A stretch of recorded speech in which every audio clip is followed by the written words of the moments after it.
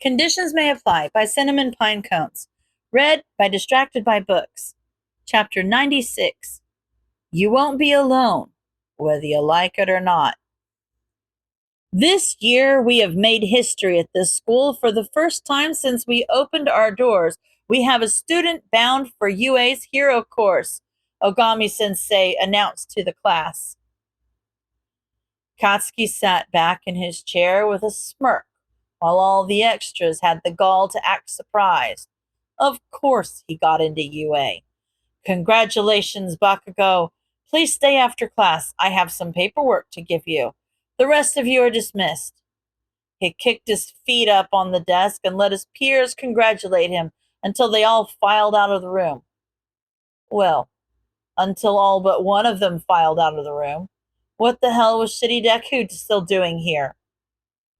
Midoriya, you're dismissed, the teacher prompted. Shouldn't I have paperwork too? My transcripts and stuff? Ogami looked at Deku incredulously for a second. I thought that was a joke, he muttered under his breath as he bent over the recycling bin and fished out some papers, reading through them several times before looking back up. Well, here you go, Ogami said, handing Deku the crumpled papers. What the hell was going on? And here you go, Bakugo, he said as he handed him the paperwork and a neatly folded letter. Katsuki snatched the envelope out of his hand and glared at Deku. He was about to ask what the hell he was doing, stepping on his moment, but Ogami spoke up before he got the chance. Congratulations on getting into UA, boys, he said with a tight-lipped smile aimed at Deku. What? He watched the color drain from Deku's face as he locked eyes with him. Whatever is going on with you two, take it outside, Ogami interrupted his glare with a wave of dismissal. He grabbed Deku by the collar and dragged him out of the classroom door, all the way down the hall and outside. He tossed him to the ground around the corner of the building before he said a word. Give me those damn papers, he demanded, grabbing them from his hand hard enough to tear them slightly. He skipped the header and went straight for the body of the letter. Izuku Midoriya has been accepted into UA's hero course. Please provide him with a copy of his official What the frick? He was so mad. He had the front of Deku's shirt bunched in his fist and slammed him up against the wall before he even realized he was moving. What did you do to pass the exam? You must have cheated somehow, right? I'm supposed to be the first and only student from this stupid school to get into UA, but you had to go and screw that all up. I warned you not to apply, he roared right into Deku's face. He didn't flinch away like he always did, and that just pissed him off even more.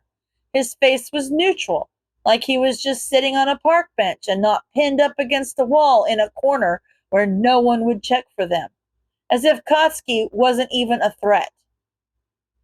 Let go of me, he replied, not stuttering and making direct eye contact with him.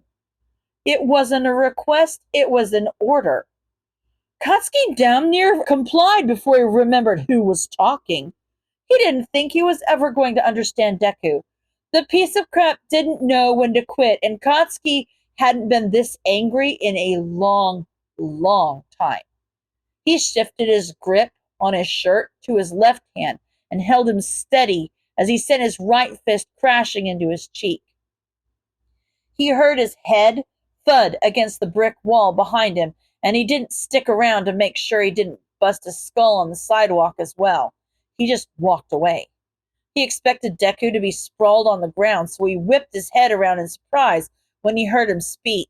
You'll never be a hero like this, Kachan, he stated plainly. He was still standing. He held his hand up to his cheek, but otherwise, he looked no worse for wear. He looked disappointed, if anything. What the frick was going on? Katsuki was stunned speechless long enough for Deku to grab the papers from the ground and walk away. As he watched him calmly walk down the sidewalk, he felt his blood boil. That troublemaker was always looking down on him. What the hell was his problem? He was always sticking himself in Katsuki's business and stepping on all of his plans. What right did a stuck-up Deku have to say he couldn't be a hero? Any sort of progress he had made in improving his mood over the weekend came crashing down around him the moment he heard Kacchan had made it into the hero course. Of course, Kacchan made it into the hero course. He had been working for this his whole life, and Izuku felt like a horrible person for wishing he would fail. He just wanted a clean start. He just wanted to go somewhere where no one knew him as Deku, no one knew him as who he used to be, no one knew him as a null. Kacchan certainly wouldn't keep his mouth shut about it. Not a chance in hell. Kami. He was going to need to talk to All Might about this. Izuku ignored the fact that his name wasn't called out in class along with Kacchan. He ignored the fact that his teacher had thrown away his paperwork. He ignored the lack of apology, and he ignored the insincerity in his congratulations. He tried to ignore Kacchan, but well, Kacchan wasn't going to let that happen. He distantly registered him screaming into Zuku's face, but he couldn't be bothered to care about stringing the words together into something that meant anything. He just wanted to go home. He was tired.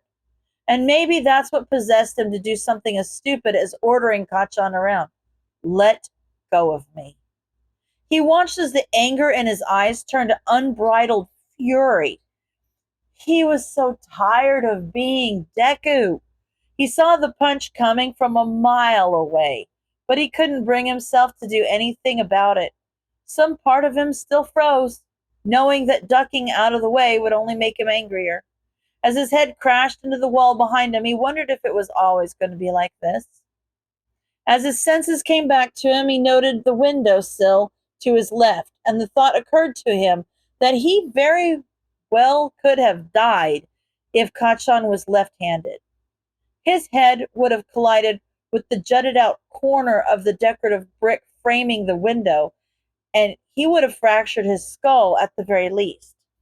He would probably be severely concussed as is if he didn't happen to have his hair pulled back tight enough to cushion his head's meeting with the thankfully smooth brick to his right. He slumped against the wall for a second when Kacchan released him and walked away without even sparing a glance in his direction. Maybe he just was really tired. Or maybe he actually was concussed enough to say something as stupid as what he said next. You'll never be a hero like this, Kacchan.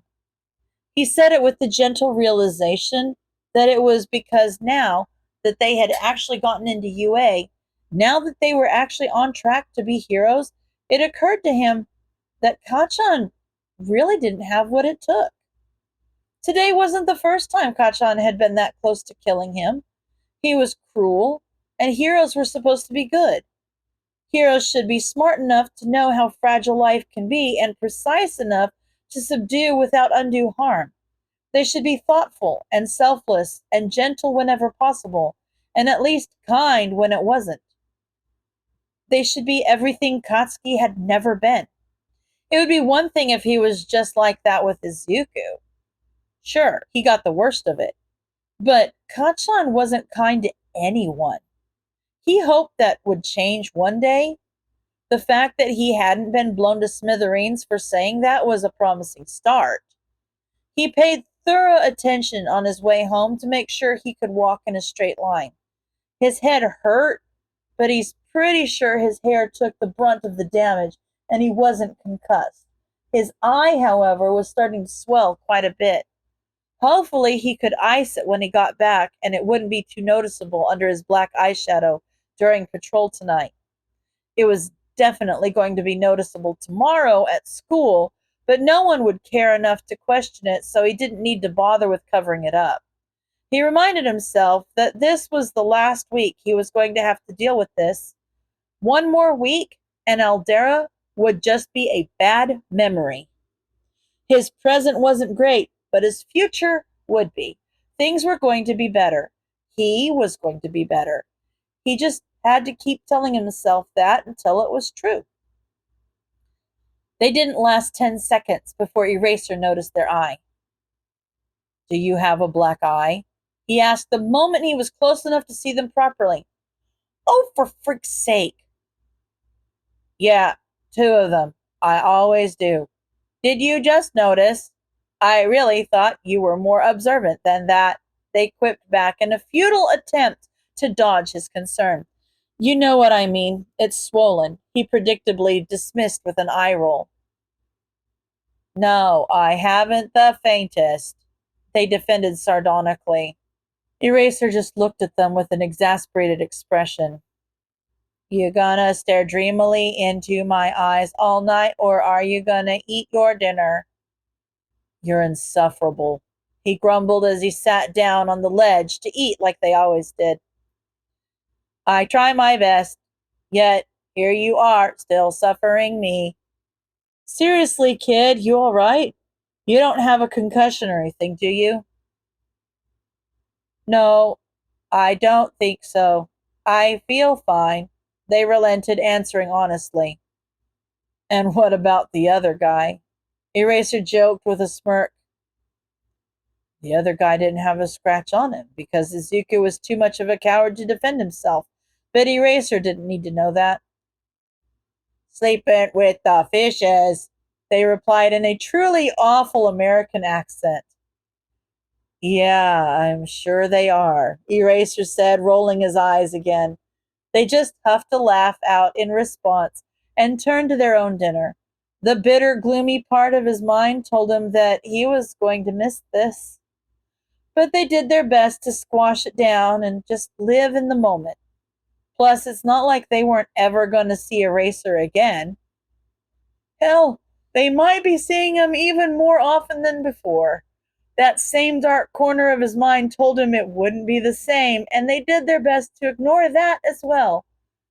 He was going to have to give up one of the few good things he had left soon, but soon wasn't now, and it did him no good to ruin the now with later. He would have other good things later. New good things. End of chapter.